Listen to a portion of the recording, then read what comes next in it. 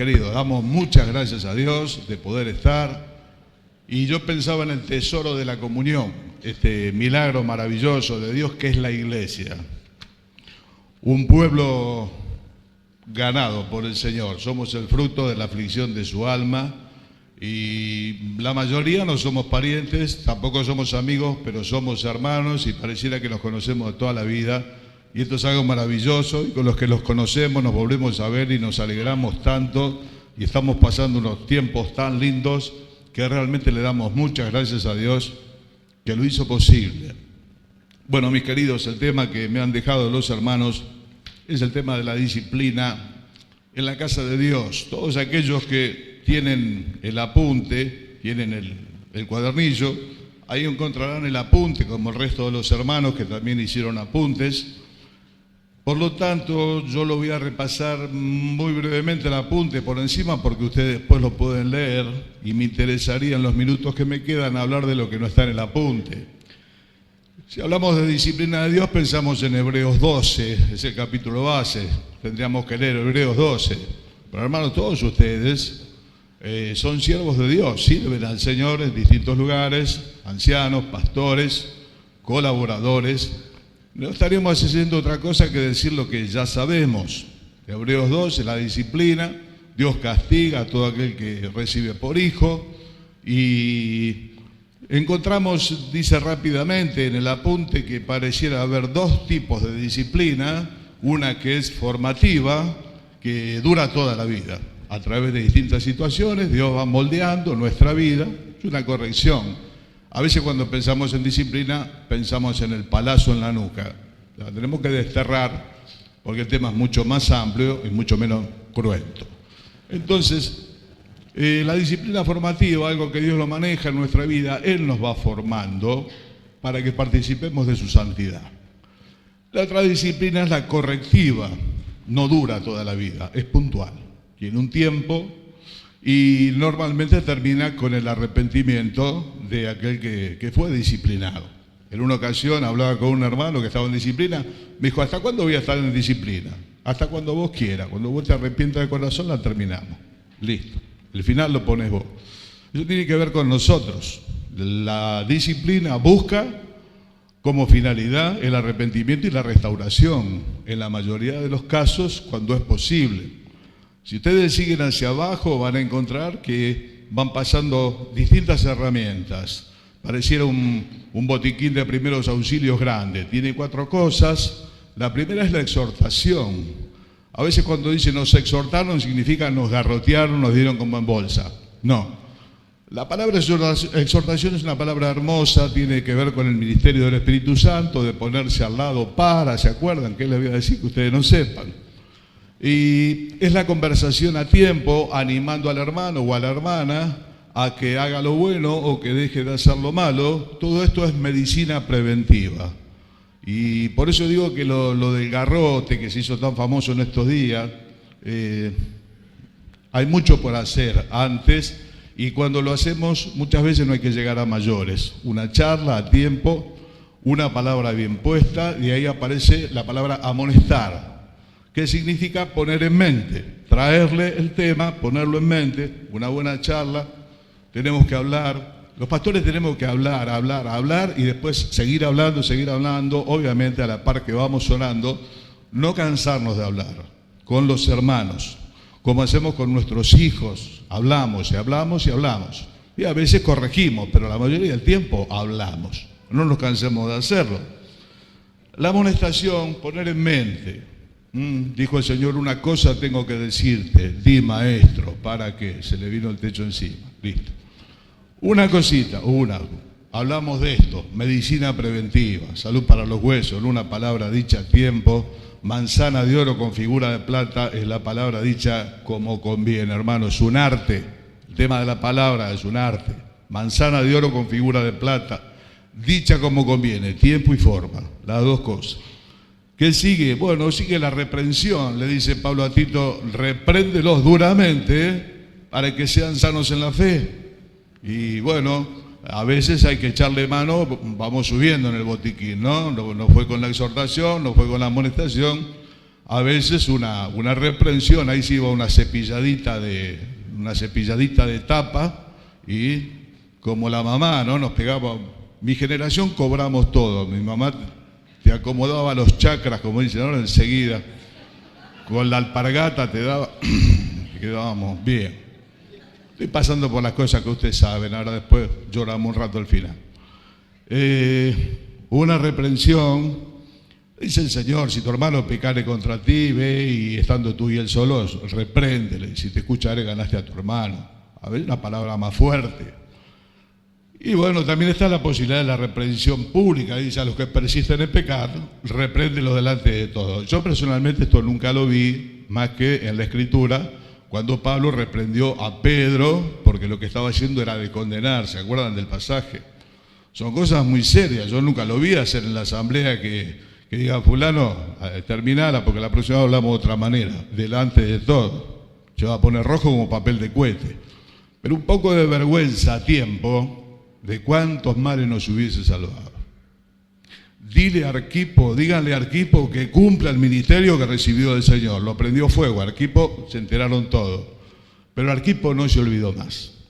Hermano, hay cosas que a nosotros nos cuestan mucho porque somos humanos finitos. Dios es infinito, extremadamente amoroso, puede ser extremadamente justo. Él puede hacer todas las cosas porque es maravilloso, porque es Dios. Y nosotros estamos llamados a caminar esos pasos, con una palabra de exhortación, una palabra de amonestación, poniendo en mente, a veces una cepilladita más o menos firme, una reprensión, y si persiste en pecar, por ahí hay que hacerlo pasar vergüenza delante de la congregación. Te repito, nunca lo vi en ninguna congregación, pero está acá en la Biblia, en la palabra de Dios. Y Pedro, que era un hombre espiritual, ¿cómo lo tomarías vos si te cepillan públicamente? Bueno, yo más, digo, acá no vengo más. Pero Pedro, que era un hombre espiritual, después habló de nuestro amado hermano Pablo, porque la gente espiritual reacciona así ante la disciplina. Otro, cuando le dicen algo, dice: ¿por qué no te fijas vos? ¿Por qué? Dice Hebreos que al principio esto no es causa de gozo, sino de tristeza, pero después da fruto. Hermano, estamos hablando de algo que es muy importante. Cuando uno lee los derechos del niño parece la guía de teléfono. Y no figura que el chico tenga que ser disciplinado, reprendido y todo. Y así tenemos las granjas de recuperación que ya la gente se le cae por el techo. ¿Cómo llegan? Porque no tienen límite, porque no los enseñaron, porque no los disciplinaron como debiera ser.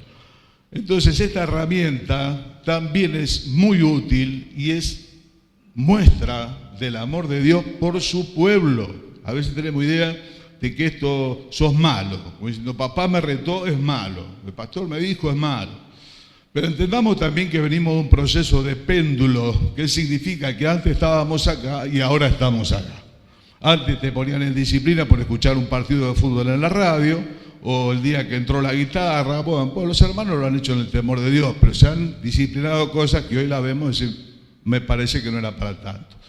Pero ¿cuál fue el otro extremo? Y que hoy el portón se ensanchó y más o menos vamos todos a la final. Y tampoco es así. Para Dios lo que está mal, lo que está bien, está bien. Dios es inmutable, no cambia. Solamente que nosotros vemos cosas graves que para Dios no son tan graves. Y al revés, siempre suelo decir que a veces viene un hermano, una hermana llorando. Dice: ay, orá por mi hijo porque le sentí olor a cigarrillo. Sentí olor a tabaco. Bueno, hermano, nadie fume y nadie tome. Pero si tomó con 2 geñuelos y un café negro se le pasa. Pero no escuché muchos hermanos que digan: orá por mi hijo porque es rebelde y contumaz. Dice la ley que cuando algún padre tenía hijo rebelde y contumaz, lo tenía que sacar a los ancianos del pueblo y decirle: este mi hijo es rebelde y contumaz. Y ahí lo apedreaban y lo mataban. Yo no encuentro en toda la Biblia que ningún padre haya hecho eso, solamente uno. ¿Quién? Dios. Dios sacó a su hijo y lo trató como al pecado mismo. A los ancianos de ese pueblo, como si dijese: este es mi hijo, rebelde y contumaz, mátenlo. Al que no conoció pecado, por nosotros lo hizo pecado. Y ahí está como Dios se disgusta con el pecado. No hay más que mirar la cruz. Todas tus ondas y tus olas, decía el Señor proféticamente, pasaron sobre mí. Entonces, en este péndulo que Dios nos dé la sabiduría para entrar en el momento oportuno no es todo no. Antes era todo no, todo no, todo no. Y hay hermanos de mi generación que dicen, no, cuando éramos jóvenes todo era no. Y ahora todo es sí y también es un problema. Bueno, se nos agota más o menos el botiquín de la medicina preventiva y llega el momento que por ahí hay que entrar al quirófano. ¿Y esto cómo es? Y acá dice que nos apartemos de los hermanos que andan desordenadamente, tesalonicenses. Les escribí no que no se junten con los fornicarios de este mundo y demás, sino con ninguno que llamándose hermano fuese fornicario, avaro, ladrón, con el tal, ni coman. Durísimo, diríamos nosotros. Porque en estos tiempos de democracia, gracias a Dios que tenemos, la palabra autoridad a la gente ya le saca roncha. Y como somos parte de la sociedad, todos esos conceptos mundanos se meten en la iglesia. Pero la iglesia es el pueblo de Dios. Y Dios dice, la santidad conviene a tu casa. Y el orden es de Dios. Y Dios al que ama disciplina. Es un gesto al amor de Dios. Entonces ahí nos dice que nos apartemos de los que causan divisiones. También va a aparecer ahí en Romanos. La enseñanza Tito, el hombre que causa divisiones, después de una y otra amonestación, deséchalo a la puerta. Pero estos hermanos son legalistas, porque hoy cuando hablamos de obediencia, cosas así, enseguida te ponen el cartel, legalista. No, hermano, es lo que dice la palabra de Dios. Y nosotros no podemos ser más buenos que Él. Es imposible. Y si Dios dice que después de una y otra sacalo, dice porque peca y que lo hace a propósito, es un poco lo que significa. Entonces, va creciendo. Y bueno, a veces llega la comunión, la excomunión del no arrepentido. Estos son los casos cuando ya se agotan los recursos. Ahí en 1 Corintios 5 había uno que convivía con la madrastra. Reunidos vosotros y mi espíritu, el tal se ha entregado a Satanás, afuera, al lugar donde el diablo gobierna, al mundo, afuera. Porque tal vez no sea del Señor. Cuando una persona demuestra un no arrepentimiento sistemático, hermano, tal vez no sea del Señor. En Mateo 18, cuando dice, estando tú y él solo repréndeles, si no te escucha, testigo, si no te escucha, a la iglesia, y si no te escucha, seguimos y seguimos. No, hermano, tenerlo por gentil y publicano. Siempre comento que allá en Villa Pueyrredón tenemos una frase entre los ancianos que es con respeto una palabra del Señor parafraseada. Ustedes son mis amigos, dijo el Señor, si hacen lo que yo les mando. Nosotros somos amigos y hacemos lo que Él dice. El día que dejemos de hacer lo que Él dice, si yo dejo de hacer lo que Él dice, de mí olvidate. Como soy torpe, decímelo 3 o 4 veces. Después olvidate que alguna vez nos conocimos. Ya está. ¡Qué duro! Tengamos cuidado, hermano, con las expresiones y las cosas que decimos, qué duro, qué blando, porque nosotros no tenemos ni idea, ni qué duro, ni qué blando, ni sabemos pedir como conviene. Y lo mejor que nos sale es decirle, Señor, no sé. Ojalá lo dijésemos más seguido, nos iría mejor, ¿no? Dijeron los discípulos al Señor, enséñanos a orar, como Juan le enseñó a sus discípulos. No sabemos. Si alguno imagina que sabe algo, no sabe nada como debe saberlo. Entendés que estamos en un proceso de saber, y antes de poner el rótulo de legalista, de esto, del otro, hermano, miremos el libro. Que las humanidades le han traído muchos problemas al pueblo de Dios. Muchos años de humanismo, le hicieron mucho mal. Y aún la democracia también se ha metido, y esto no es una democracia, esto es el reino de Dios, donde Dios reina. Dios gobierna, ¿cómo? A través de sus ancianos, qué responsabilidad, ¿no? Le decían los antiguos, fíjense cómo gobiernan, que ustedes juzgan en lugar de Dios, le habrá corrido frío por la espalda. Claro, es muy serio. Bien, entonces, cuando hay un caso de no arrepentimiento, y esto es crónico, bueno, hermano, no queda más nada que sacarlo. Listo, así duro como suena.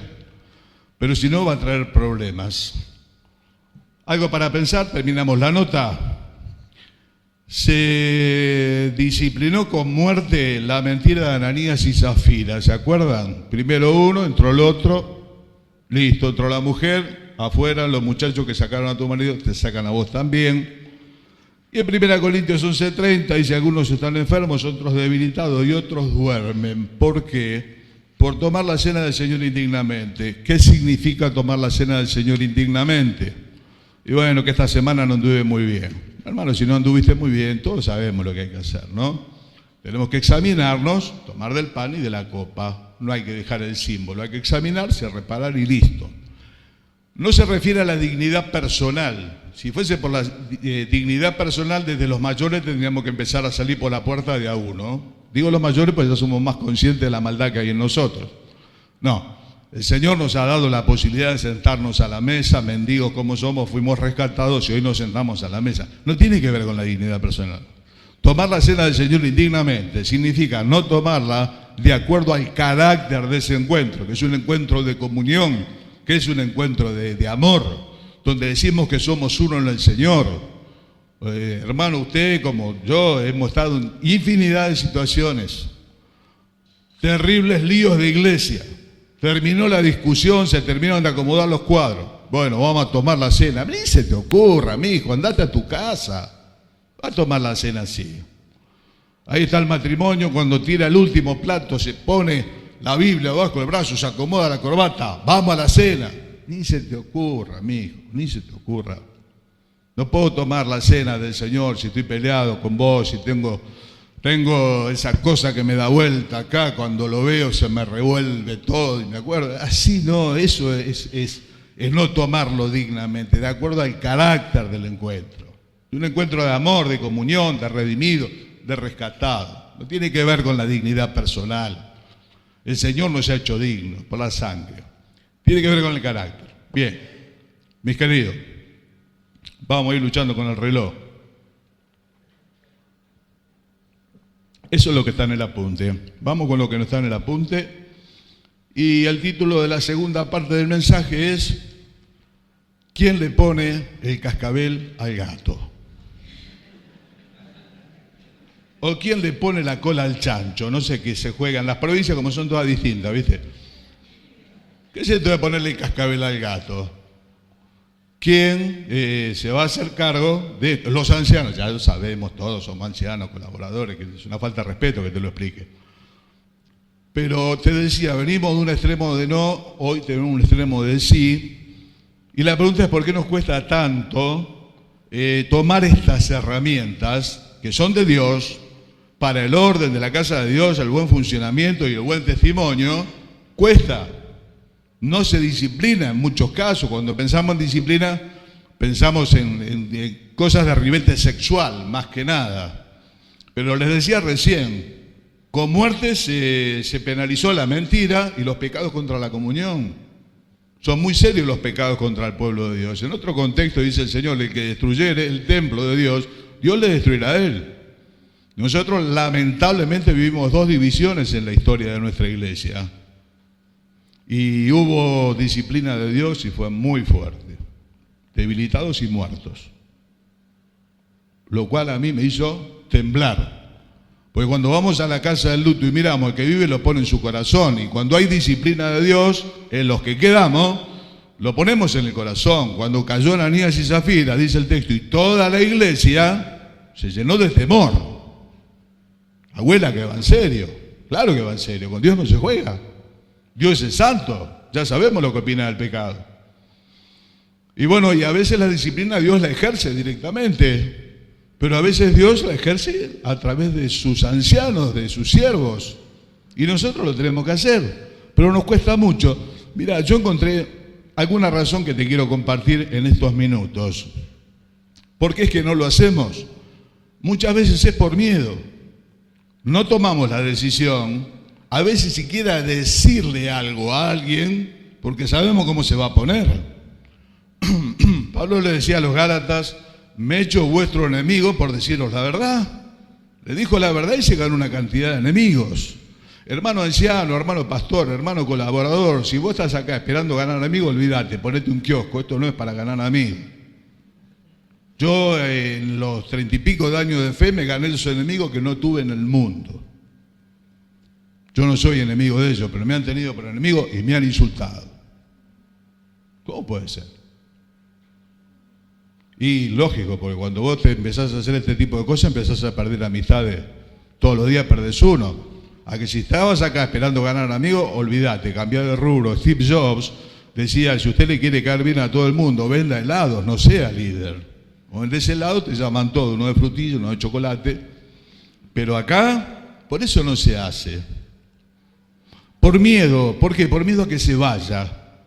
Yo he estado en muchos lugares, como muchos de ustedes, viendo distintas situaciones, donde los ancianos como que están mirando para otro lado. Lo que pasa, viste, que si les decís se van. Y por ahí se enoja la familia sanguínea también y se van en bloque. ¿Cuál es el miedo de los pastores? La iglesia vacía, hermano. No me va a decir que no, somos 15 y somos los mejores. Es mentira. Queremos tener salones de 300, 500, 1000. ¿Cómo no? A veces se justifica el 15 cuando dice, somos pocos y somos buenos, salieron de nosotros porque no eran de nosotros. Tengamos cuidado, hermano, con esas cosas. Porque el proyecto es que llevemos fruto y que sea mucho. Mucho. Dios quiere que la casa se llene. No tenemos justificación para la cantidad de iglesias sin ancianos que tenemos, las iglesias cerradas, las asambleas. No tenemos justificación más que nuestra incapacidad. ¿O no? ¿Falló el Señor, hermano? ¿Y cómo se cerró la iglesia? Falló el Señor y son menos que cuando le inauguraron. ¿Cómo puede ser? Yo estuve en festejo de 40 y pico de años que son menos que cuando le inauguraron. Y los viejos la fundaron y los que vinieron después la fundieron. ¿Y por qué es lo que nos pasa? ¿Para qué te voy a explicar que la reprensión, si vos ya sabés lo que es la reprensión, si me hice 800 kilómetros, te me diga lo que yo ya sé? No. Tenemos miedo. Hermano, el miedo no es de fe.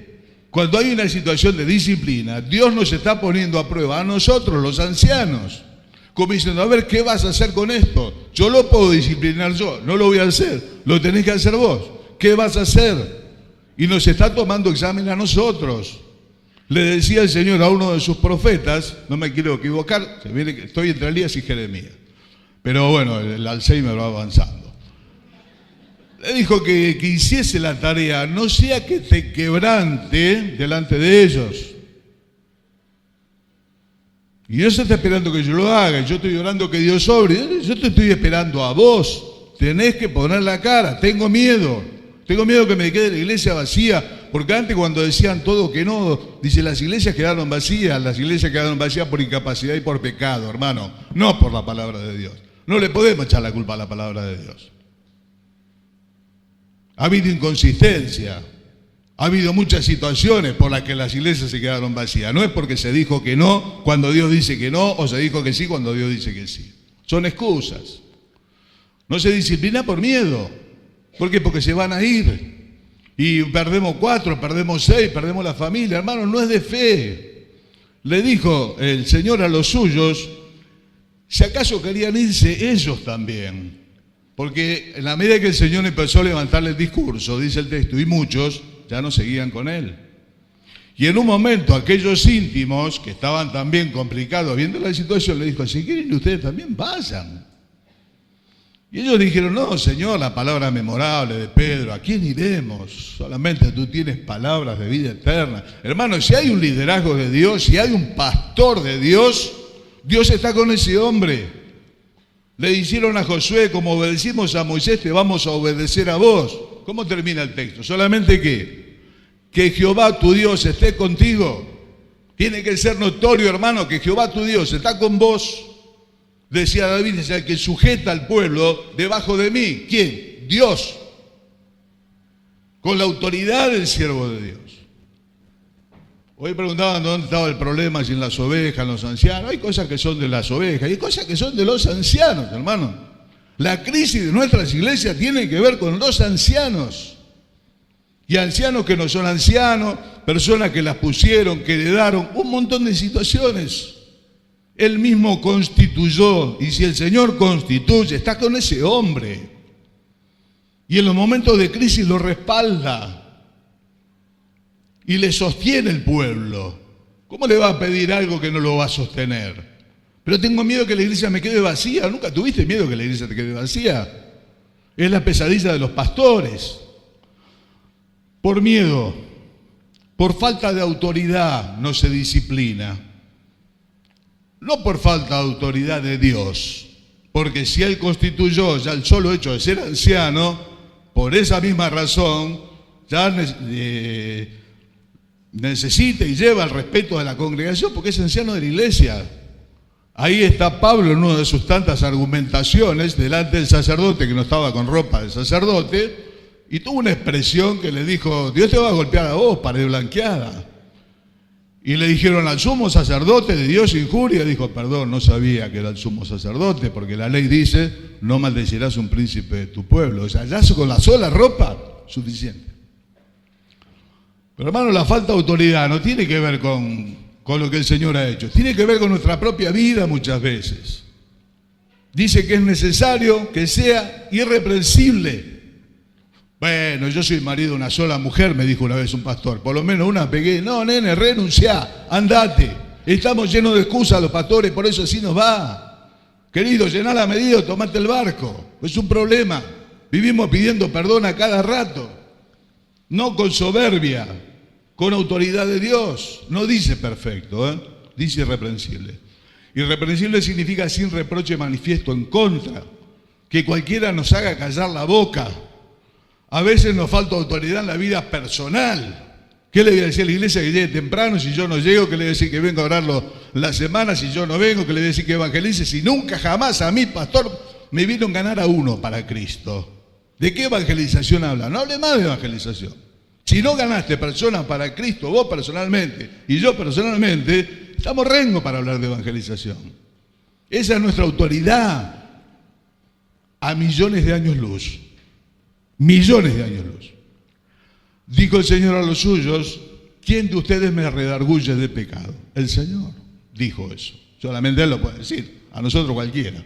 Pero a millones de años luz, los pastores tenemos que ser irreprensibles, no perfectos, no tener reproche en contra, por nosotros o por nuestra familia. Hermanos, si nuestros hijos no siguen en el camino, para nosotros eso es un problema. Porque el joven al que le estoy hablando, aunque no me lo diga, estará pensando: ¿por qué no se lo decís a tu hijo mejor? ¿Por qué no se lo decís a tu mujer? Eso desacredita el ministerio, nuestra falta de autoridad o el testimonio de nuestra familia, que no avala nuestro ministerio. El ancianato es un oficio, no es un don. Ser evangelista es un don, va a morir con la persona. El ancianato es un oficio, tiene requisitos, y esos requisitos tienen que ser llenados por la gracia de Dios. Son unos cuantos, cuando lo leemos nos da terror, a todos. Hay hermanos que en un gesto de humildad dicen: hermano, yo no me considero ejemplo. Como ejemplo, dice la Biblia. Siempre somos ejemplo. Bueno o malo es otro tema. Siempre somos ejemplo. Proyectamos una sombra, los ancianos, sobre la iglesia, con nuestra vida y la de nuestra familia. ¿Qué pasaba con la sombra de Pedro? Sanaba. Cuando le pasaba cerca, la gente la sanaba. Decía don Ángel Bonatti, que ya está con Cristo, nuestro pastor de la juventud, que Dios nos dé una sombra como la de Pedro, que a los otros les haga bien. Que esa sombra que proyectamos sobre la congregación, a la gente le haga bien. Claro. Dicen del Señor proféticamente: no sean confundidos por causa mía los que en ti confían. Los ancianos tenemos que ser el modelo. Los hermanos tienen que querer ser como nosotros. Pablo dice: lo que recibieron, lo que vieron, lo que aprendieron de mí, hagan esto. Pablo es Pablo. Hermano, dejemos de pedir perdón y excusas y disculpas. En la gracia que Dios nos da, tenemos que ser irreprensibles. Es necesario, dice el texto, que el siervo de Dios sea irreprensible. Autoridad de vida, su familia, es el respaldo de su testimonio. Porque si no supo gobernar la casa, lo cual incluye la señora también, porque siempre pensamos en los hijos, el gobierno del hombre de Dios incluye a la esposa y los hijos. Para bien, una buena gestión de gobierno. No puede cuidar la iglesia de Dios. Es algo lógico. Este planteo bíblico es lógico. Si no gobierna la casa, ¿cómo va a cuidar la iglesia? Si los hijos son un desastre, si la mujer no tiene gobierno y es más peligrosa que ventana a la calle. Y después viene y grita en la iglesia. Cuando el pastor grita en la iglesia, porque no grita en casa. Entonces viene acá y grita acá. No, viejo del mundo, hermano. Está todo inventado, mi hijo. Cuando lo escuchás que grita mucho acá, en casa no grita. Y algunos tienen que gritar más en casa. Y tener bien una buena gestión de gobierno en su familia. Y esa es la muestra. ¿Vieron como las muestras de tela? ¿De qué hace el traje? Bueno, ya no, pero antes sí. De esta tela, listo, de esta tela le hacemos la ropa. La familia es la credencial. Bien, por falta de autoridad, por miedo, falta de autoridad. 3, porque nadie quiere ser el malo de la película, hermano. En la iglesia nadie quiere ser el malo de la película. Y acá surge la figura que es de los autores de Nadie quiere ser el malo de la película, es el pastor abuelita. El pastor abuelita es ese que quiere ser más comprensivo que el resto de los pastores. Es un dulce de leche. Todos quieren con él. Él es más bueno. Es más bueno que Dios. Una locura. Una locura. Porque Dios dice, garrotealo. Y vos decís, no. Ay, hermano.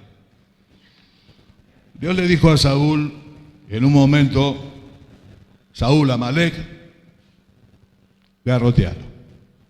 A fondo, durísima. Primera Samuel 15, durísimo. Había que matar a todos. Y él hizo más o menos por la mitad. No, hermano. No. Pastor abuelita quiere ser más bueno que los demás.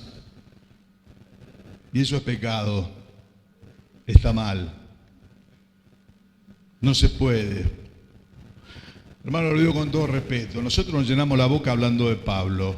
Yo estoy seguro que ni vos ni yo lo queremos tener de pastor a Pablo. Los corintios te lo mandaban de vuelta, tampilla en la frente. Mi querido, vamos a la Biblia. Proverbios 16:6, yo te lo refiero, dice así: con misericordia y verdad se corrige el pecado, y con el temor de Dios los hombres se apartan del mal. Con misericordia y verdad. Le dice David a su hijo Salomón: la misericordia y la verdad, atalas a tu cuello, como un par de boleadoras, te tienen que quedar igual.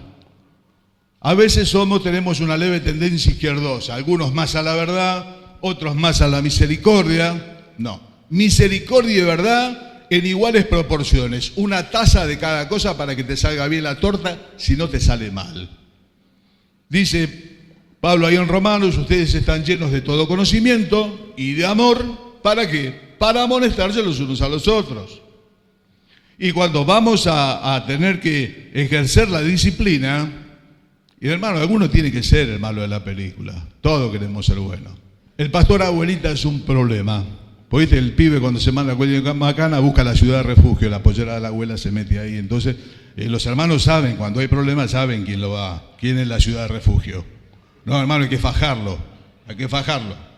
No, pero bueno, ay, a mí me da. Bueno, entonces quédate en tu casa. Si te da mucho, no venga más. La última, hermano, por falta de imparcialidad. Falta de imparcialidad. Problema cuando el que hay que bajarle el martillo es mi hijo. Problema cuando hay que bajarle el martillo tiene portación de apellido. Problema cuando hay que bajarle el martillo a uno que es mi amigo.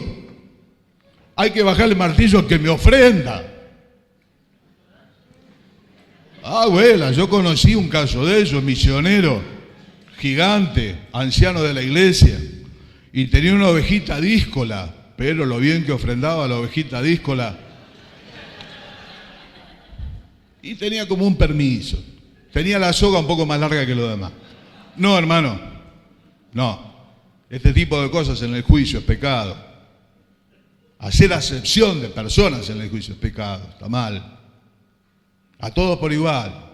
Elí bancó a los hijos. Y los hijos de Elí eran un desastre. Y el pueblo menospreciaba las ofrendas de Jehová. Y Elí que le decía: bueno, muchachos, pegale un sifonazo en la cabeza. Qué bueno ni bueno. Sacalo del ministerio.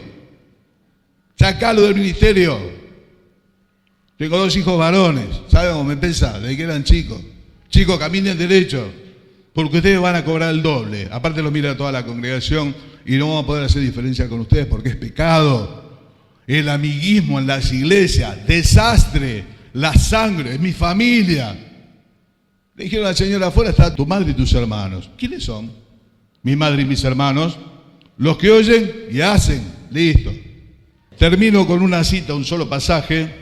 Eclesiastés 8:11 dice así: por cuanto no se ejecuta luego sentencia sobre la mala obra, el corazón de los hijos de los hombres está todo el tiempo dispuesto a hacer el mal.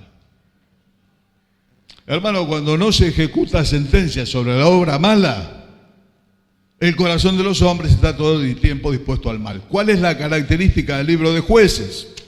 En aquel tiempo no había rey en Israel, no había autoridad, y cada uno hacía lo que bien les parecía. Y si tú quieres leer un libro decadente de la Biblia, lea el libro de los Jueces. Va a encontrar las cosas más raras, uno que cortó la concubina en pedazos, todo tipo de brutalidad, un Jefté que dijo, yo hoy tengo victoria, el primero que sale se lo dedico a Dios, y salió la hija. Bueno, ¿por qué? Porque no había autoridad.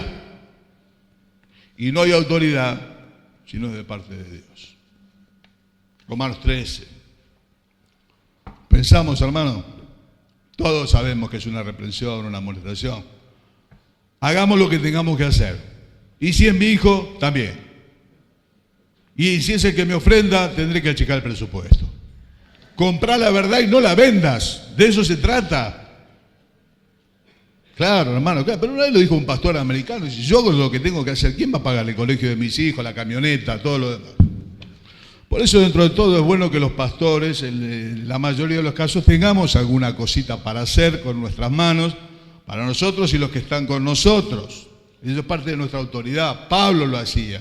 En algunos momentos se hacía algunas tiendas, en algún momento estaba enteramente dedicado a la predicación. No está mal, y es parte de nuestra autoridad. Hogar. Y nuestra persona, dejemos de pedir disculpas, hermano, no se puede andar por la vida pidiendo disculpas. Dios nos dé la gracia, la bendita gracia, de poder cumplir el ministerio que recibimos del Señor. De eso tenemos que dar cuenta el día de mañana al Señor. Que no hayamos sido imparciales, que hayamos hecho lo correcto, no lo que me conviene, lo correcto, como mínimo. El Señor les bendiga mucho. Muchísimas gracias por la atención.